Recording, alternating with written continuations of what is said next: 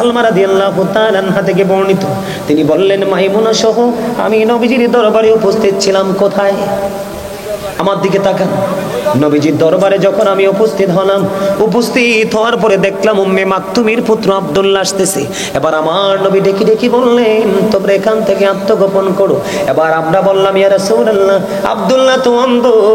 নবীজি বলেছেন আব্দুল্লাহ হয়তো অন্ধ, কিন্তু তোমরা তো অন্ধ না। দেখেন নারীদের পর্দাটা কত গুরুত্বপূর্ণ। আল্লাহ বলেছেন তোমরা ওই জাহিলি যুগের নারীদের মতো তোমরা না বেগানা পুরুষদেরকে তোমাদের রূপ দেখাইও না, তোমরা তোমাদের ঘরে বাড়িতে অবস্থান করো। জোরে জোরে কন্যা সুবহানাল্লাহ। দেখেন নারীদের পর্দা কত গুরুত্বপূর্ণ। আপনার একটা নারী একটা পুরুষ, অন্ধ পুরুষ হেঁটে যায় কি করে? বাড়ির আঙ্গিনায় রাস্তায় যেখানে থাকুক না কেন, আল্লাহর নবীর হাদিস অনুযায়ী আপনি কি করতে পারবেন না? অন্ধ পুরুষের দিকেও নজর দিতে পারবেন না। আল্লাহর হাবিব বলেছেন যেখানে কোনো বেগানা নারী থাকে তার মানে তার স্বামী বাড়িতে নাই। কি নাই? যেই নারীর স্বামী বাড়িতে নাই তোমরা ওই নারীর সাথে দেখা করো না। কারণ যেখানে বেগান একজন পুরুষ থাকে, বেগান একজন নারী থাকে, এখানে থার্ড পারসন থাকে শয়তান, তখনই নারী পুরুষ ব্যভিচারে লিপ্ত হয়। ঠিক কিনা বলে? আমি আমার মা বোনদেরকে বলবো যাদের স্বামী বিদেশে আছে অথবা বড় অফিসিয়াল জব করে, তুমি এক জেলায় তোমার স্বামী আরেক জেলায়, স্বামী বাড়িতে না আসা পর্যন্ত তুমি সুন্দর পোশাক পরিধান করো না, তুমি ভালো করে সাজগোজ করো না, কারণ তোমার দিকে বেগানা পুরুষের দৃষ্টি যাবে। আল্লাহর হাবিবকে প্রশ্ন করা হলো ইয়া রাসূলুল্লাহ দেবর সম্পর্কে আপনি কি বলবেন? আমার নবী বললেন একটা নারী তার দেবরের সাথে দেখা করার চাইতে তার মৃত্যু অনেক ভালো। জোরে জোরে বলেন না নাউজুবিল্লাহ। এখন তো অনেক স্বামী অনেক বিবি আছে বন্ধু, দেবরের চেয়ে স্বামীর চাইতে দেবরের সাথে প্রেম বেশি। আমার কথা বলেন ঠিক না বেঠিক? আল্লাহর হাবিব সরকারে মদিনা তিনি বলে দিয়েছেন আমাদের মধ্যে কিন্তু কিছু মর্দা মহিলা আছে। মর্দা মহিলা তাদেরকে বলা হয় যারা পুরুষের মতো চলাফেরা করে, পুরুষের মতো পোশাক পরে, পুরুষের বন্ধু জুতা পরে, প্যান্ট শার্ট পরে, তাদেরকে বলা হয় মর্দা মহিলা। আল্লাহর হাবিব সরকারে মদিনা তিনি বন্ধু বলে দিয়েছেন মর্দা মহিলাদের জন্য জাহান্নাম বরাদ্দ, আর জাহান্নামের মধ্যে তাদের জন্য খাবার বরাদ্দ। কি বরাদ্দ? এই খাবারটার নাম হলো তিনাতুল খাবাল। এদিকে তাকান, খাবারটার নাম কি?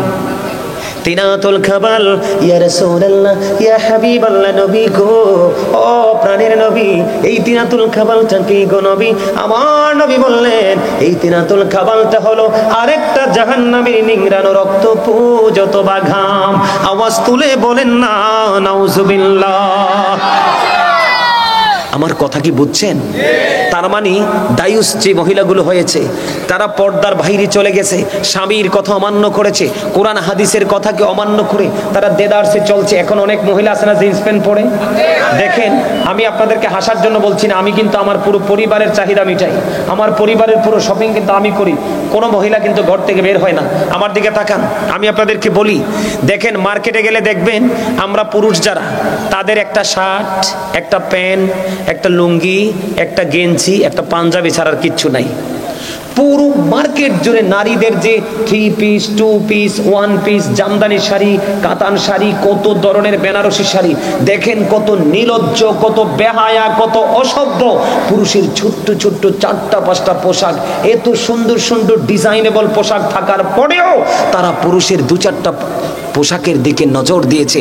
ওই মহিলাগুলো হলো মর্দা মহিলা, তাদের জন্য ভয়ঙ্কর জাহান্নাম বরাদ্দ। দেখবেন মহিলাদের কত সুন্দর সুন্দর জুতা দেখলে চোখ জুড়ে যায়, কত সুন্দর সুন্দর পেন্সিল শু আছে না, হিল আছে না, কত প্লেট আছে না, কত ডিজাইনেবল জুতো। এত সুন্দর জুতো থাকার পরেও দেখেন পুরুষের কেস নিয়ে টানাটানি। আল্লাহর হাবিব এই সাবধান হও যুবক, তোমাদেরকে বলছি। আর আমরা পুরুষের মধ্যেও কিছু সমস্যা আছে। পুরুষরা দেখি অনেক ছেলেরা লম্বা চুল রেখে নারীদের বেন লাগায়, আছে না নাই? নারীদের ওড়নার মতো ওড়না গলায় ঝোলায়। আমি তোমাদেরকে বলি, তুমি শুধু জুতা কি, একটা পুরুষ যদি নারীদের সিম্পল একটা জুতা ইউজ করে বা নারীদের ইউজ করার একটা নরমাল জিনিস ইউজ করে, অথবা একটা নারী যদি পুরুষের একজোড়া শু, একজোড়া স্যান্ডেল, একটা গেঞ্জি যদি পরে, আল্লাহ রাসূল বলেছেন উভয় জনকে আল্লাহ রাব্বুল আলামিন লানত দিয়েছেন, অভিশপ্ত জাহান্নামী। জোরে জোরে করে নাউজুবিল্লাহ। নারী এবং পুরুষের মধ্যে জন্মগতভাবে যেমন ডিস্টেন্স রয়েছে, ইসলামের বিধিবিধান মাসলা মাসাইলের ক্ষেত্রেও কিন্তু পার্থক্য রয়েছে, ঠিক পোশাকের ক্ষেত্রেও কিন্তু তাদের পার্থক্য রয়েছে। বন্ধুরে আমার, পুরুষের পর্দা হলো বন্ধু নাভি থেকে টাকনোর উপর পর্যন্ত, বন্দি শুনবেন। আর নারীদের পর্দা হলো মাথা থেকে পা পর্যন্ত। বিশেষ কারণে তিনি মুখমণ্ডল দেখাতে পারবে, যেমন হজে যাবে পেজের ছবি লাগবে পাসপোর্টের জন্য, হাতের তালুটা বিশেষ কারণে দেখাতে পারবে, অন্যথায় মাথা থেকে পা। তাদের জলসায় যখন আসবে যেমন তেমন আলেম হলে চলবে না, কিন্তু উল্টাপাল্টা বয়ানও কিন্তু স্টেজে বসে তেমন বক্তাও আছে, এইরকম হবে না। যোগ্য আলেমদের সাথে যুক্ত হয়ে যাও, তুমি মোবাইল চালানোর সময় কন্ডিশন পাবে, হাঁটার সময় তুমি কন্ডিশন পাবে, খাওয়ার সময় তুমি কন্ডিশন পাবে, রাস্তায় হাঁটার সময় তুমি সেই কন্ডিশনটা কি মেনে নিতে পারবে। আলেম ছাড়া তোমার উপায় নাই। পৃথিবীর ডাক্তার হোক, এমপি হোক, মন্ত্রী হোক, এসপি হোক, ডিসি হোক, প্রধানমন্ত্রী হোক, কোরআন হাদিসের কোথাও লেখা নাই তাদের সাথে প্রেম করলে তুমি জান্নাতে যেতে পারবা। কিন্তু আল্লাহ নিজেই কথা দিয়েছে, আমার গোলামদের সাথে যুক্ত হও আর আমার জান্নাতে চলে আসো। আমি তোমাদের জন্য আমার প্রিয় খাবার তোমাদের জন্য বরাদ্দ করে রেখেছি।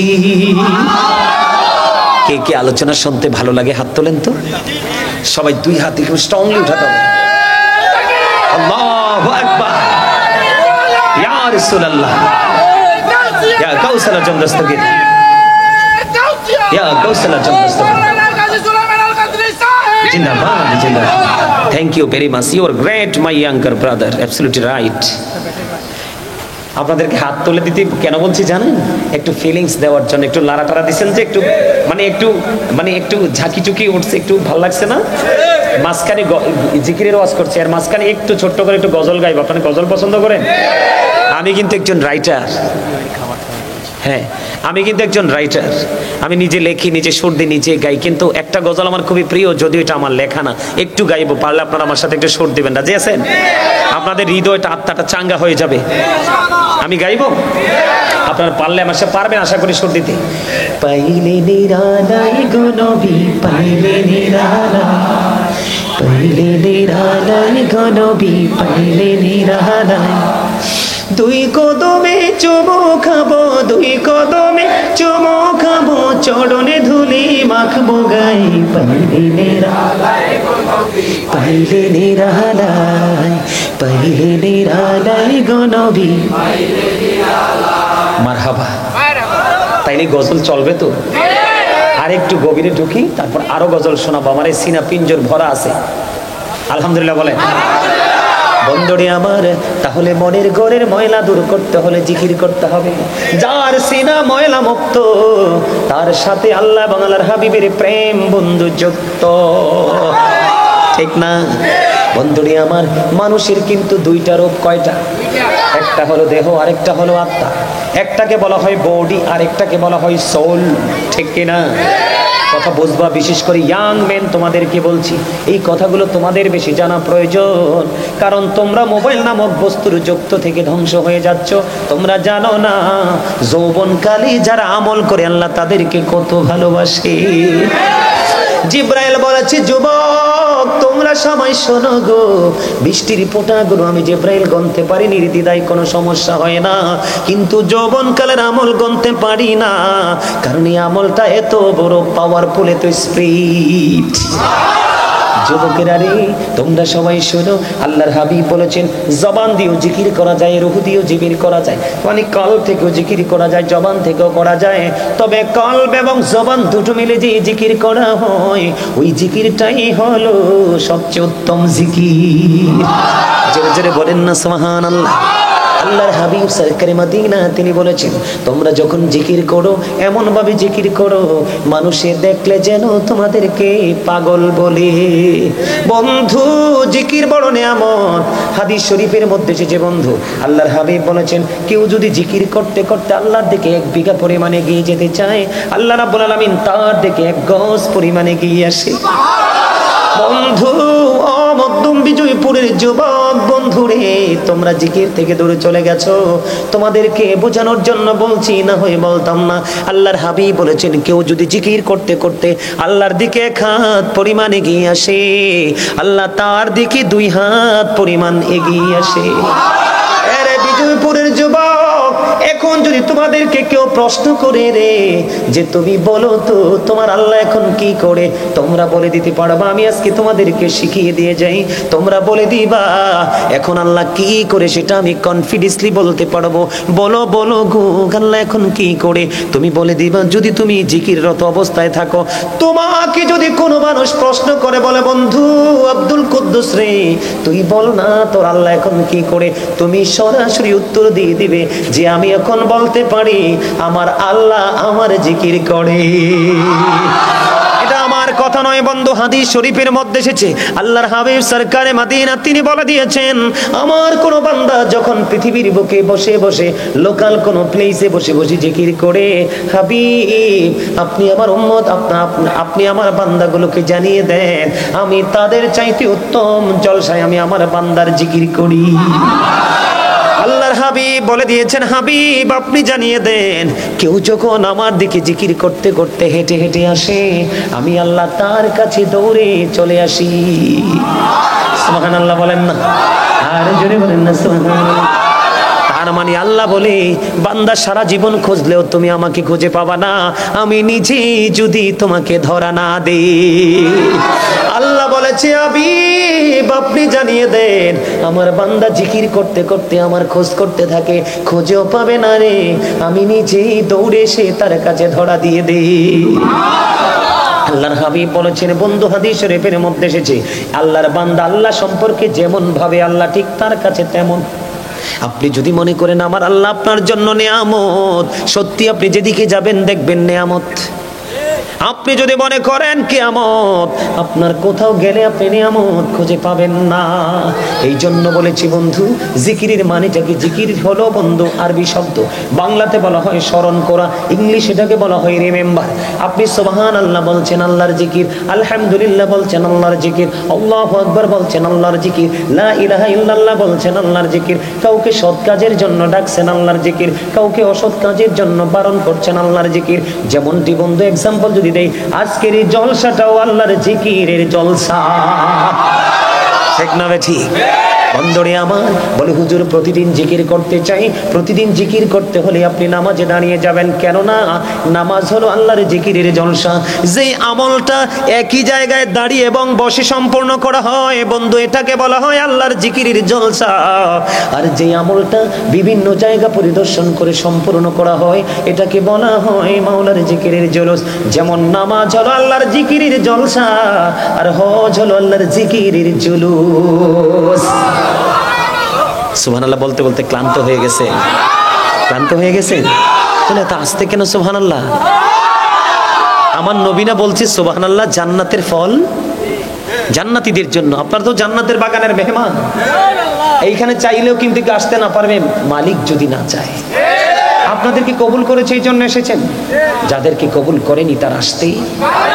একজন আলেমের সাথে বন্ধুত্ব হওয়া, একজন আলেমকে হৃদয় থেকে ভালোবাসা, তার সংস্পর্শে থাকা, তাকে টেলিফোন করা, তার খোঁজ খবর নেওয়া, এটা একজন সাধারণ মানুষ হিসেবে তার জন্য বিশেষ একটা নিয়ামত।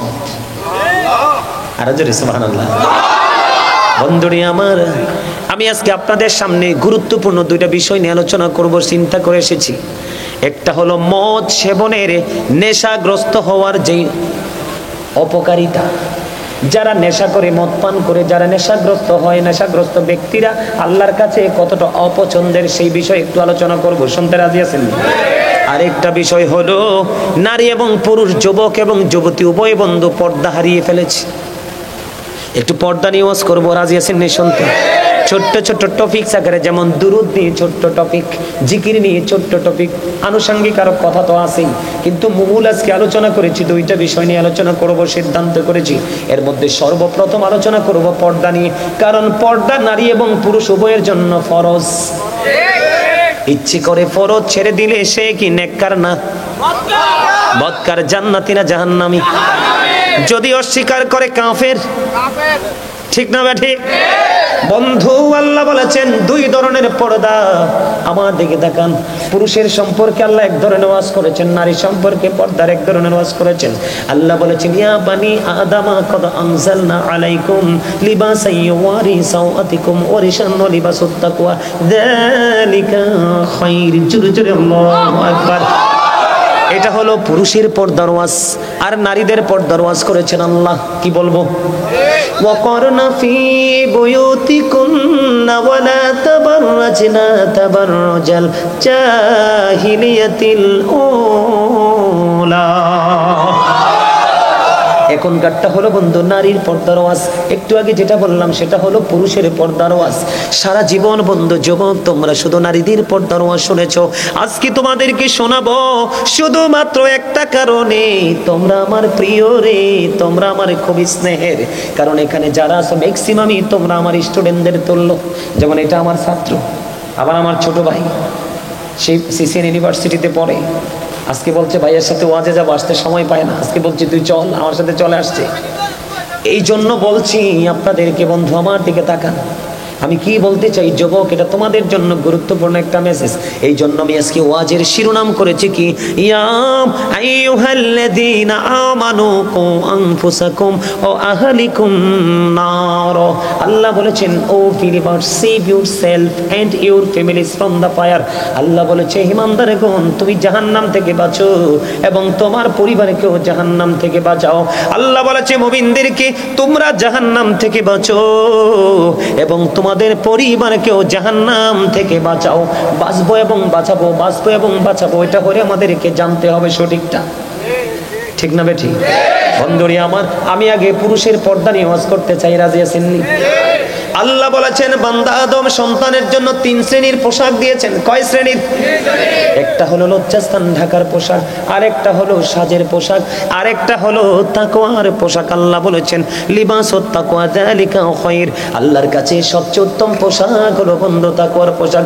হুজুর তাকওয়ার পোশাকটা কি গো? ও যুবক বন্ধুরা তোমরা কষ্ট পেও না, তোমরা ম্যাক্সিমাম যুবকের পরনে জিন্স প্যান্ট। দয়া করে অতিরিক্ত কথা বলবেন না, হাসবেন না, মনোযোগ দিয়ে শুনবেন। কারণ বিবেকবান যারা তারা হৃদয় উজাড় করে শোনে, হৃদয়ের গভীর থেকে তাহারা এগুলোকে বন্ধু উপলব্ধি করে। আমার দিকে তাকান, ম্যাক্সিমাম যুবক ভাইদের পরনে দেখা যায় কারো পরনে লাল, কারো পরনে কালো, কারো পরনে গ্রিন। আছে না নাই? এই জিন্স প্যান্ট তোমরা জানো না, এটা 100% অভিশপ্ত পোশাক। বুখারী শরীফের মধ্যে এসেছে রে বিজয়পুরের যুবক, কেমন করে বুঝাইলে তোমরা বুঝবা। বুখারী শরীফের মধ্যে এসেছে যেই যুবকের উপর দিয়ে পোশাকটা থাকবে নাভির নিচে, নিচে দিয়ে পোশাকটা থাকবে টাকনোর নিচে, ওয়াল্লাহি ওয়াল্লাহি ওয়াল্লাহি আল্লাহর কসম করে বলছি রে, বুখারী শরীফের মধ্যে এসেছে শুধু একটা পোশাকের কারণে ওই যুবক নামাজ পড়ার পরেও সে জাহান্নামে যাবে। হুজুর কে জানতে বড় মনে চাই গো, কেন গো হুজুর তারা জাহান্নামে যাবে? কারণ পুরুষের পোশাকটা যে ফরজ বললাম, পর্দাটা ফরজ। এই পর্দাটা কোথায় থেকে কোথায় সীমাবদ্ধতা আমি দিব বন্ধু? আমি তোমাদেরকে বলছি, আমার দিকে সবাই তাকাও। এই যে উপর দিক দিয়ে ইমানদার পুরুষের লুঙ্গি হোক, প্যান্ট হোক, পায়জামা হোক, টাইজার হোক, আর যেটাই হোক, উপর দিয়ে থাকতে হবে নাভি বরাবর অথবা নাভির উপরে। কিন্তু কোনোভাবে নাভির নিচে যেতে পারবে না, নিচের দিক দিয়ে থাকতে হবে টাকনোর উপরে। এই নাভি থেকে এই নাভির উপরে এবং টাকনোর উপরে একটা পোশাক পরা, এটা এই পোশাকটা পরা পুরুষের জন্য পর্দা। এটাই হলো তার জন্য, তোমার আমার জন্য ফরজ। এটা কি? এখন আপনারা বলেন যুবকদের এই জিন্স প্যান্টটা কি নাভির নিচে থাকে না উপরে? নাভির নিচে। হাজার চেষ্টা করলেও প্যান্টটা উপরে উঠানো যায় না, কারণ এটা তো অভিশপ্ত পোশাক। এটা প্ল্যান করে তৈরি করা হয়েছে, ক্রিয়েট করা হয়েছে তাদের বন্ধু মুসলমানকে ধ্বংস করার জন্য। চমৎকার একটা গড, একটা প্ল্যানিং। একটা কই জি বলে তোমাকে এই পোশাক জাহান্নামে নিয়ে যাবে, গড বলছি ভালো। এটা কি ভালো প্ল্যানিং? তুমি কেন বুঝো না? আমি তো একটু তোমাদেরকে একটু ট্রাই করার জন্য বলছি। সবাই কিন্তু চুপ, একজন বলে ফেলছে মিস্টেক জাস্ট, তাই না? Slip of tongue. আমার দিকে তাকান বন্ধু, সময় খুবই অল্প, কাজ অনেক বেশি। আমি আপনাদেরকে বলে দিতে চাই, বলে হুজুর এই পোশাকটা তৈরি করলো কে? এই পোশাকটা তৈরি করেছে বন্ধু বেঈমান কাফেরেরা। সর্বপ্রথম কোনো মুমিন এই পোশাক তৈরি করেনি, বাংলাদেশ তৈরি করেনি। বলে হুজুর সমস্যাটা কোথায়? আমি তোমাদেরকে বলি, আমরা যখন ব্রাশ করি, কি করি? আমরা এখন ব্রাশ করি, এই ব্রাশ কিন্তু আমাদের জন্য নয়, আমাদের জন্য ছিল মেসওয়াক। কে রে আমাদের হাত থেকে মেসওয়াকটা কেড়ে নিয়ে গেল? এই মেসওয়াকটা কেড়ে নিয়েছে বেঈমানেরা, কৌশল করে হাতে ব্রাশ তো ধরিয়ে দিল। আমাদের হাত থেকে নবীর প্রেমের সুন্নাহ মেসওয়াক হারিয়ে গেল। এবার আসো আমি তোমাদেরকে বলি, বাংলার আনাচে কানাচে চারপাশে ফোরকানিয়া মাদ্রাসা কোরআনের আওয়াজ হতো, কিন্তু এখন আর এই আওয়াজ নাই। কিন্ডারগার্টেন ইংলিশ মিডিয়াম, এটাও বেঈমানদের একটা অপকৌশল। ফোরকানিয়া মাদ্রাসাকে ধ্বংস করে দিয়েছে। ঠিক তেমনি ভাবে নারীর জন্য পাতলা পোশাক আর পুরুষের জন্য ছোট্ট পোশাক, এটাও বেঈমান কাফেরদের একটা বন্ধু অপকৌশল। আল্লাহ কোরআনে বলে দিয়েছে, ইমানদারদেরকে ডেকে ডেকে বলেছে, ইমানদারেরা তোমরা সাবধান হও। আল্লাহ বলেছে, ইন্নাল কাফিরিনা কানু লাকুম আদুওয়াম মুবিনা। আল্লাহ বলেছেন, the heretics are the eternal enemy of the believers. Allah বলেছে ইমানদারদের প্রকাশ্য শত্রু হলো বেঈমানেরা। বেঈমানেরা চায় না মুসলমান সুখী হোক দুনিয়াতে এবং আখিরাতে। আপনারা ফিলিস্তিনের দিকে তাকান, ধ্বংস করে দিচ্ছে ইসরায়েলি ইহুদিরা, ঠিক না বেঠিক? আরো জোরে বলেন। এই জন্য বলছি যুবক, তোমরা যে জিন্স প্যান্টটা পরে মসজিদে যাও, আমি পরে আসছি, তার আগে আমি তোমাদেরকে বলে দিতে চাই, সাবধান করতে চাই, যদি তোমরা বিবেকবান হও আজকে থেকে অভিশপ্ত পোশাক ছেড়ে দেবে, আর বিবেকহীন হলে তোমরা পড়তে থাকবে। তবে ইনশিওর করে বলেছি, কোট করে বলছি, বুখারীতে এসেছে, আমি নিজে দুইটা চোখ দিয়ে দেখে হাদিসটা পড়েছি, ওই পুরুষগুলো জাহান্নামে যাবে, কেউ তাদেরকে বাঁচাতে পারবে না। তিন শ্রেণীর মানুষকে আল্লাহ কিয়ামতের দিন ক্ষমা করবে না, দয়া করবে না, মায়া করবে না। আমার দিকে তাকাও বন্ধু, এক শ্রেণীর মানুষ হলো যারা অহংকার করে করে টাকনুর নিচে ঝুলিয়ে ঝুলিয়ে পোশাক পরে, নাউজুবিল্লাহ বলেন না, লুঙ্গি হোক, পেন হোক, পায়জামা হোক, ট্রাউজার হোক, যেই কোনো পোশাকই হোক। 2 নাম্বার হলো যারা মানুষের উপকার করে খোটা দেয়। 3 নাম্বার হলো আপনাদের এদিকে দোকানপাট ব্যবসা বাণিজ্য করে কি করে না? দোকানদাররা কৌশলে কাস্টমারকে ঠকায় কিনা? পচা জিনিস দিয়ে দেখ কাস্টমারের মনের অজান্তে দেয় কি দেয় না? মূল কথা হলো মিথ্যে কথা বলে ঠকিয়ে ঠকিয়ে যারা টাকা উপার্জন করে, তাদের কোনো ক্ষমা নাই রে। ও বন্ধু, মসজিদে নববীর মধ্যে আমার নবী অবস্থান করতেছে, হঠাৎ করে এক জনৈক ব্যক্তি এসে নামাজের নিয়ত বেঁধে ফেললো। কথা বুঝবেন কিন্তু, গুরুত্বপূর্ণ হাদিস। তিনি নিয়ত বেঁধে ফেললেন, নিয়তটা বাঁধার পরে আমার নবী ডাক দিয়ে বললেন, তুমি ওযু করে আসো। লোকটা তো নিয়ত বেঁধে ফেলেছে, তিনি নামাজ ও নিয়ত ভেঙে ওযু করতে গেলেন। ওযু করে এসে তিনি আবার বন্ধু নামাজের নিয়ত বাঁধলেন। আল্লাহর হাবিব বললেন, তুমি ওযু করে আসো। তিনি তো নামাজের নিয়ত বেঁধে ফেলেছে, আবার নামাজের নিয়ত ভেঙে তিনি ওযু করতে গেল। ওযু শেষ হওয়ার পরে বন্ধু আবার তিনি নামাজে এসে দাঁড়ালেন, ওযু করে এসে তৃতীয়বার বললেন, ওযু করে এসো। আরেকজন নবীকে প্রশ্ন করলেন, ইয়া রাসূলুল্লাহ, ইয়া হাবিবাল্লাহ, নবী গো, ও প্রাণের নবী, বারবার কেন গো বলছেন ওযু করার জন্য? আমার নবী বললেন, রে আমি বারবার কেন বলছি ওযু করার জন্য? তোমরা জানো না সেই যে পোশাকটা পরেছে শরীয়তের সীমা লঙ্ঘন করেছে।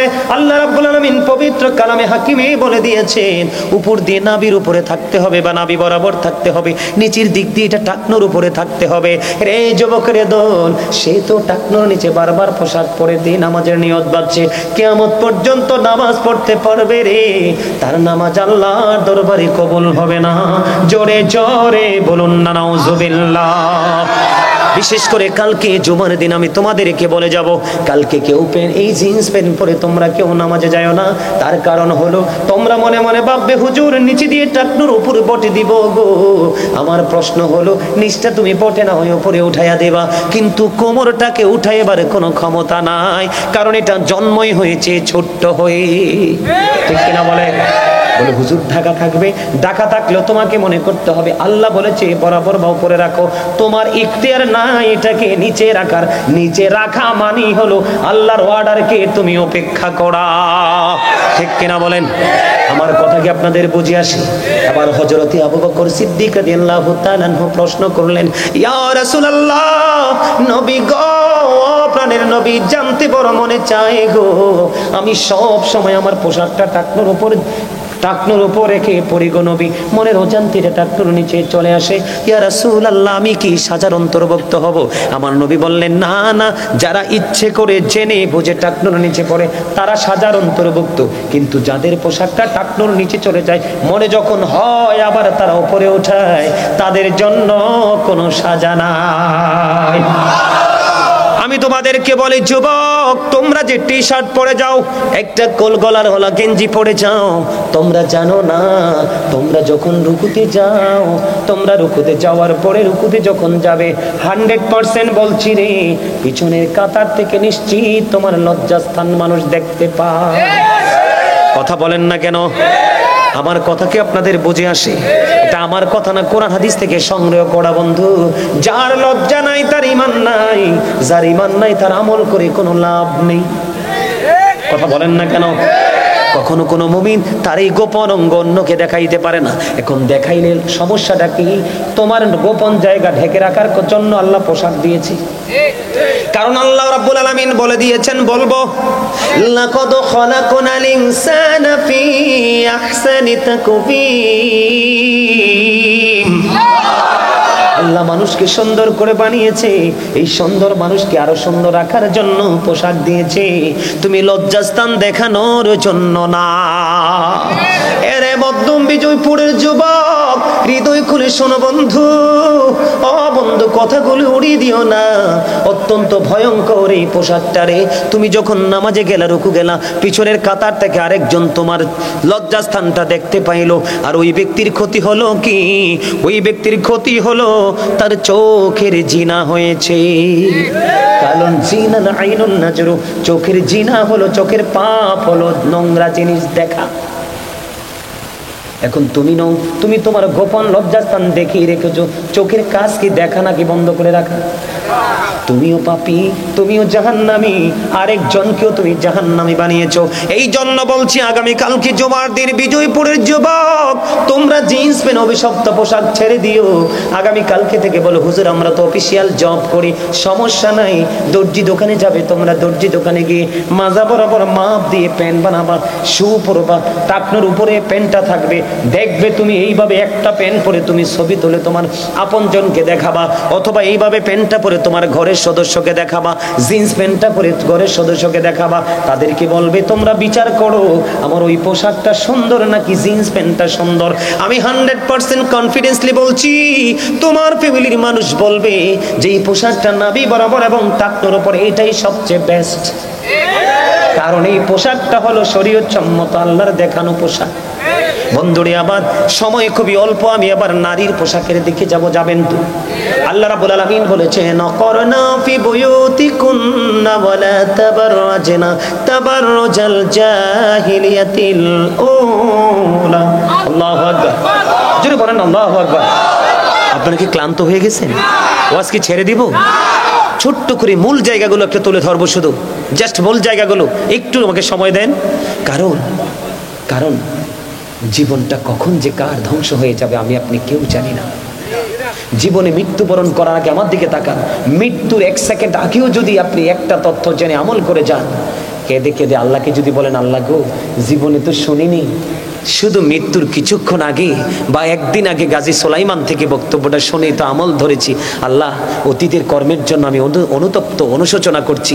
এই ভাবতে ভাবতে যদি মনের অজান্তে চোখের পানি চলে আসে, আল্লাহর হাবিব বলেছেন, চোখের পানিটার পরিমাণটা যদি মাছির মাথার সমপরিমাণ হয়। কিসের সমপরিমাণ? মাছির মাথার সমপরিমাণ হয়। আল্লাহ বলেছেন, আমি তোমার জন্য জাহান্নামকে হারাম করে দিলাম। আরো জোরে বলেন না সুবহানাল্লাহ। বন্ধুরে আমার, নারীর পর্দার কথাটা এই কারণে বলতে হবে, আপনার বোন যদি বেপর্দা হয়, আপনার বিবি যদি বেপর্দা হয়, আপনার মহিলা সদস্য যদি বেপর্দা হয়, আপনার বিবি যদি বন্ধু বেগানা পুরুষের সাথে কথা বলে উদিলা হয়ে মানুষের সাথে দেখা করে, আপনি তাকে বারণ করলেন না, আপনার উপাধি হবে আপনি দায়ুস। পুরুষ দায়ুস কি? ওই দায়ুস পুরুষ, তার জন্য বরাদ্দ বন্ধ বর্ণনীয় কষ্টের জায়গা জাহান্নাম। বন্ধুরে আমার, হযরতে সালমা রাদিয়াল্লাহু তাআলা আনহা থেকে বর্ণিত, তিনি বললেন, মাইমুনা সহ আমি নবীজির দরবারে উপস্থিত ছিলাম। কোথায়? আমার দিকে তাকান।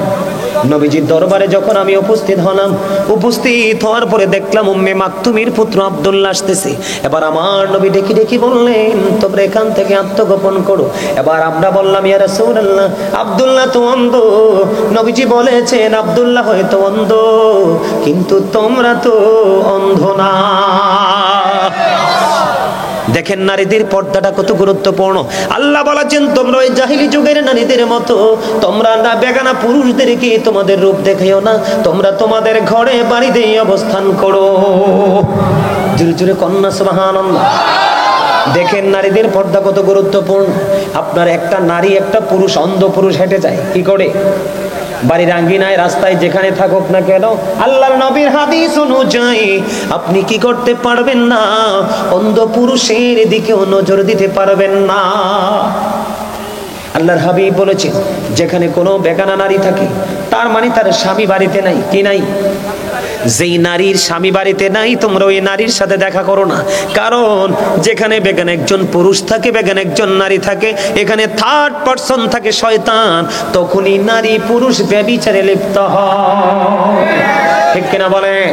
আমি আমার মা বোনদেরকে বলবো, যাদের স্বামী বিদেশে আছে অথবা বড় অফিসিয়াল জব করে, তুমি এক জেলায়, তোমার স্বামী আরেক জেলায়, স্বামী বাড়িতে না আসা পর্যন্ত তুমি সুন্দর পোশাক পরিধান করো না, তুমি ভালো করে সাজগোজ করো না, কারণ তোমার দিকে বেগানা পুরুষের দৃষ্টি যাবে। আল্লাহর হাবিবকে প্রশ্ন করা হলো, ইয়া রাসূলুল্লাহ, দেবর সম্পর্কে আপনি কি বলবেন? আমার নবী বললেন, একটা নারী তার দেবরের সাথে দেখা করার চাইতে তার মৃত্যু অনেক ভালো। জোরে জোরে বলেন না নাউজুবিল্লাহ। এখন তো অনেক স্বামী, অনেক বিবি আছে বন্ধু, দেবরের চেয়ে স্বামীর চাইতে দেবরের সাথে প্রেম বেশি। আমার কথা বলেন ঠিক না বেঠিক? আল্লাহর হাবিব সরকারে মদিনা তিনি বলে দিয়েছেন, আমাদের মধ্যে কিন্তু কিছু মর্দা মহিলা আছে। মর্দা মহিলা তাদেরকে বলা হয় যারা পুরুষের মতো চলাফেরা করে, পুরুষের মতো পোশাক পরে, পুরুষের বন্ধু জুতা পরে, প্যান্ট শার্ট পরে, তাদেরকে বলা হয় মর্দা মহিলা। আল্লাহর হাবিব সরকারে মদিনা তিনি বন্ধু বলে দিয়েছেন, তিনি বলে দিয়েছেন মর্দা মহিলাদের জন্য জাহান্নাম বরাদ্দ, আর জাহান্নামের মধ্যে তাদের জন্য খাবার বরাদ্দ। কি বরাদ্দ? এই খাবারটার নাম হলো তিনাতুল খাবাল। এদিকে তাকান, খাবারটার নাম কি? তিনাতুল খাবাল। ইয়া রাসূলুল্লাহ, ইয়া হাবিবাল্লাহ, নবী গো, ও প্রাণের নবী, এই তিনাতুল খাবালটা কি গো নবী? আমার নবী বললেন, এই তিনাতুল খাবালটা হলো আরেকটা জাহান্নামের নিংড়ানো রক্ত পুজ অথবা ঘাম। আওয়াজ তুলে বলেন না নাউজুবিল্লাহ। আমার কথা কি বুঝছেন? তার মানে দায়ুস যে মহিলাগুলো হয়েছে তারা পর্দার বাইরে চলে গেছে, স্বামীর কথা অমান্য করেছে, কোরআন হাদিসের কথাকে অমান্য করে তারা দেদারসে চলছে। এখন অনেক মহিলা আছে না জিন্স প্যান্ট পরে?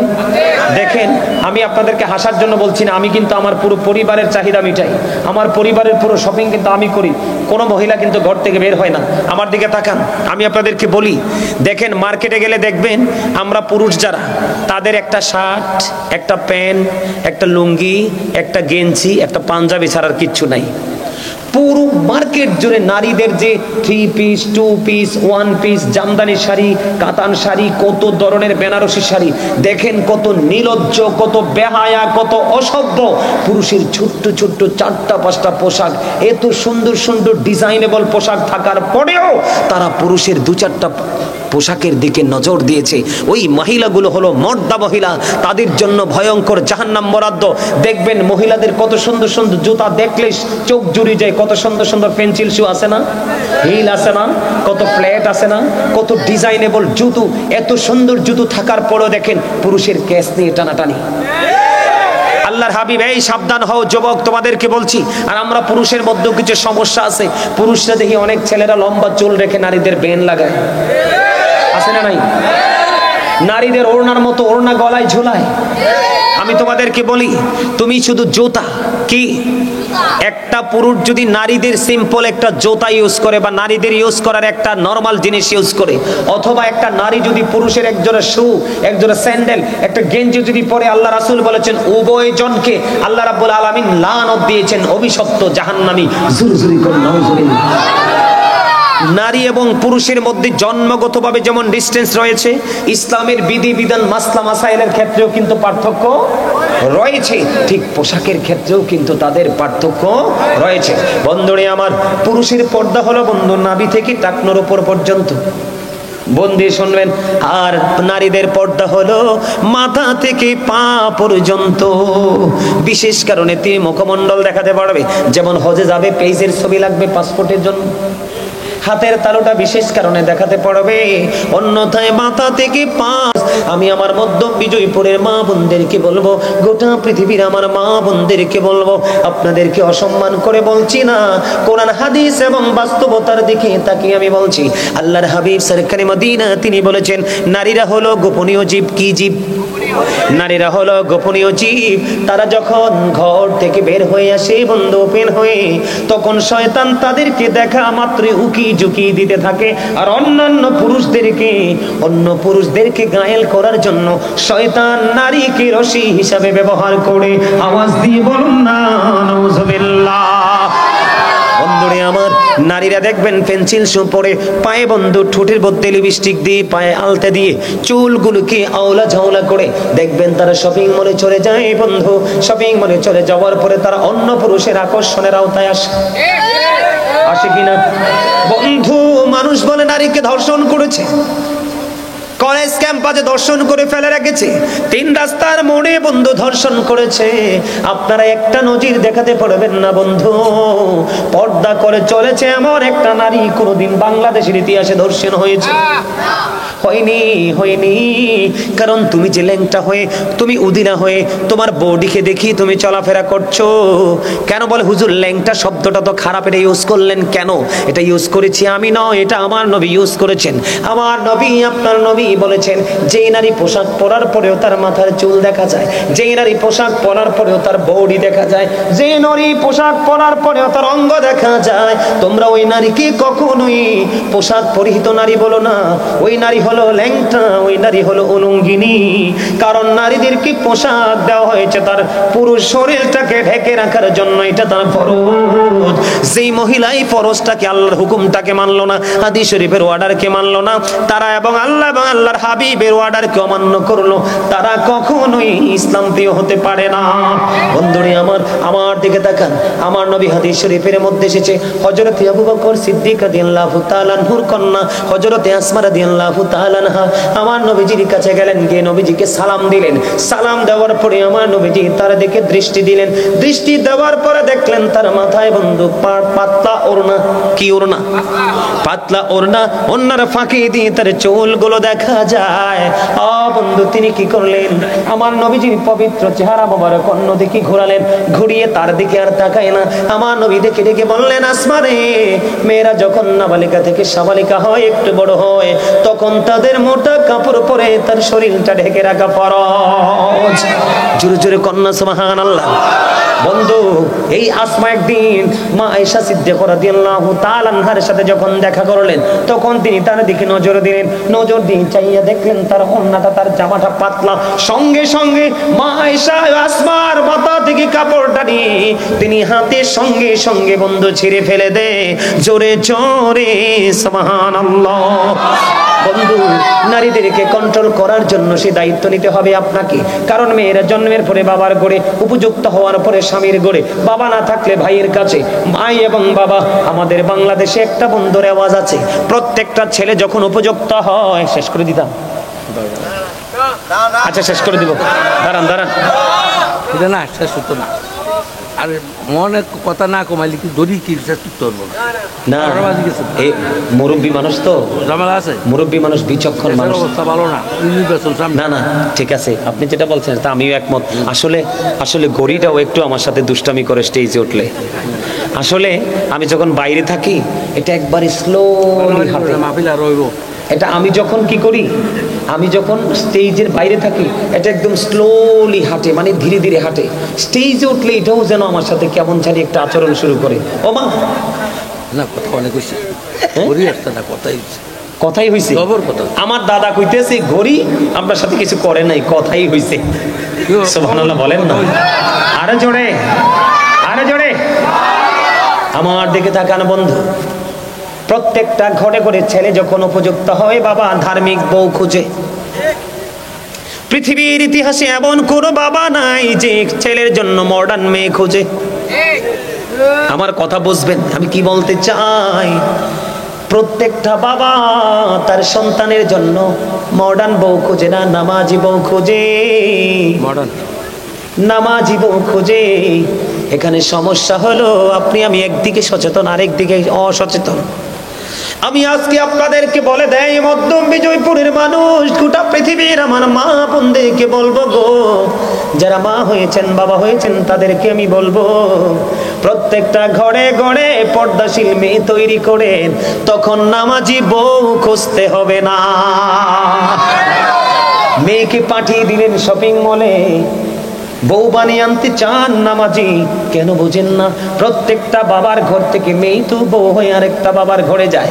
প্রত্যেকটা বাবার ঘরে যদি মডার্ন মেয়ে তৈরি হয় তাহলে অটোমেটিক্যালি মডার্ন বউ ঘরে যাবে। কথা বুঝে না? তাহলে নারীর পর্দার সম্পর্কে আপনাদেরকে কালেকশন কিছু ওই শেষ করে দিয়েছে। সম্মানিত উপস্থিতি, আসলে রাত্র অনেক হয়ে গেছে। না, আমার কথা শুনেন, আপনারা কেউ কষ্ট পায়েন না। আমি আবার যদি কোথাও দেখা হয় আপনাদের সামনে আরো আলোচনা করব। তবে আমার আরেকটু কথা আছে, আপনারা যাবেন না? তাবারুক আছে, দেখেন আপনাদেরকে আমি কি বলে যে ধন্যবাদ দিব সে ভাষা আমার জানা নাই। তাবারুক ছাড়াই এত মানুষ, আর তাবারুক থাকলে আমার মনে হয় 3 গুণ হইতো মানুষ। আসলে আপনারা আসলেই ইসলাম প্রিয়, এতে কোনো সন্দেহ। আমি আপনাদেরকে খুশি করার জন্য বলছি না। আলহামদুলিল্লাহ। না না না না না, দাঁড়ান, কথা বলবেন এতক্ষণ অত্যন্ত চমৎকার ভাবে আপনার আলোচনা শুনছেন। আমার দিকে তাকান, আমি শেষ করতেছি, এদিকে তাকান। আমি আপনাদেরকে কি বলি, সম্মানিত উপস্থিতি, আমি আপনাদেরকে কি বলি শোনেন। কেন বললাম আপনাদেরকে এই কথাগুলো? কারণ আমাদেরকে একদিন যেতে হবে, এটা কিন্তু বাধ্যতামূলক। এই যাওয়া থেকে বাঁচার কোনো উপায় আছে? অল মেন উইল ডাই, সকল মানুষকে মরতে। একটা কোরআনের আয়াত আছে, কুল্লু নাফসিন যায়কাতুল মাউত, ঠিক না? সম্মানিত উপস্থিতি, আমার দিকে তাকান। আল্লাহ বলেছেন ইন্না বাতশা রাব্বিকা লাশাদীদ। আল্লাহ বলেছেন the seizing of Allah is difficult. আল্লাহর ধর, আল্লাহর পাকড়াও বড় শক্ত, বড় কঠিন। তার মানে আল্লাহ বান্দাকে খুব শক্তভাবে ধরবে। আল্লাহ বলেছেন ইন্নাল্লাহা সারিউল হিসাব, Allah is quick to take account. Allah হিসাব গ্রহণে অত্যন্ত তৎপর। আল্লাহ আপনাকে আমাকে ধরবে খুব শক্তভাবে, হিসাবও নেবে খুব শক্তভাবে। আমার দিকে তাকান। কিন্তু এখানে তো বন্ধু বান্ধব আত্মীয় স্বজনের কোনো অভাব হয় না, কিন্তু ওপারে তো এরকম কিছু থাকবে না। ওপারে তো এমন কোনো সিস্টেম থাকবে না। সবচেয়ে বড় ভয়ঙ্কর, এদিকে তাকান, অসুস্থ হলে ডাক্তার আছে, অভাবে পড়লে বড়লোক আত্মীয় স্বজন আছে, আছে না? আপনি যখন কোনো বিপদে পড়েন তখন কিন্তু আপনাকে হেল্প করার জন্য কত প্রিয় মানুষ এসে দাঁড়িয়ে যায় না? কিন্তু ওপারে যদি বিপদে পড়েন কি হবে দেখেন না, কতটা ভয়ঙ্কর হবে ওপারটা। আল্লাহ কি বলে দেখেন না, আমার দিকে তাকান। আল্লাহ বলেছেন লা ইয়ামুতু, আল্লাহ বলেছেন লা ইয়ামুতু, people will not die that day. সেদিন মানুষ মরতে পারবে না। আল্লাহ বলেছেন ফিহা ওয়ালা ইয়াহইয়া, people will not be able to live that day. সেদিন মানুষ বাঁচতেও পারবে না। আল্লাহ বলেছেন ওমা হুম আনহাবি গায়িবিন, people will not be able to escape that day. সেদিন মানুষ সেখান থেকে পালাতেও পারবে না। মানুষ বাঁচতেও পারবে না, মরতেও পারবে না, পালাতেও পারবে না। সম্মানিত উপস্থিতি, আমি আপনাদেরকে হাত জোর করে অনুরোধ করব, আপনারা 5 ওয়াক্ত নামাজ পড়বেন, হালাল পথে রোজগার করবেন। সম্মানিত উপস্থিতি।